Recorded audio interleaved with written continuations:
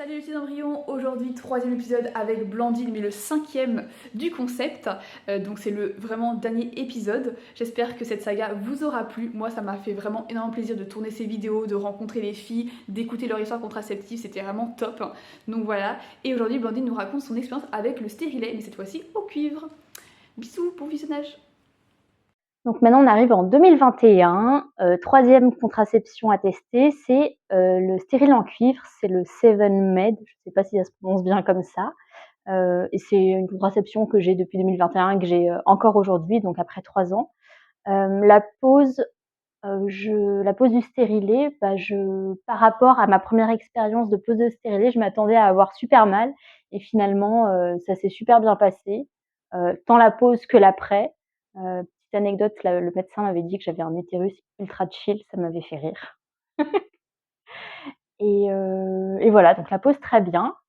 Heu, du coup, par contre, le fait d'avoir perdu les hormones, j'ai retrouvé des règles que je n'avais plus avant, qui étaient vachement plus abondantes. Et un gros point négatif du stérilet en cuivre que je perçois chez moi, c'est que j'ai des douleurs vraiment très fortes, un peu avant les règles, pendant les règles et un petit peu après.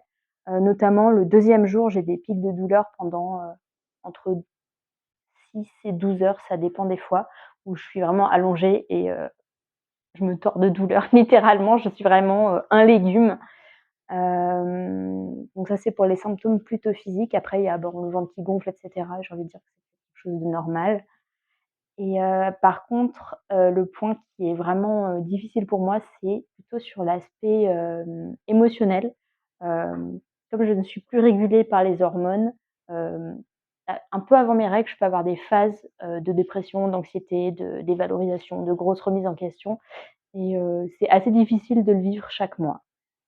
Après, j'essaye du coup de trouver soit des remèdes pour soulager la douleur, que ce soit, médecine douce ou, médicamenteuse quand c'est vraiment trop important et pour les problèmes, un peu plus liés à l'humeur et au psychologique, il y a pas de recette miracle.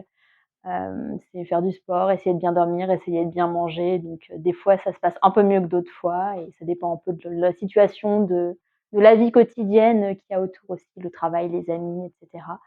Mais voilà, il y a pas vraiment de solution sur ça. Merci beaucoup pour toutes tes histoires, c'était vraiment hyper passionnant et merci de t'avoir confié à la caméra. Du coup, j'ai 4 petites questions à te poser. Pour finir, qu'est-ce que tu envisages du coup comme contraception, pour l'avenir?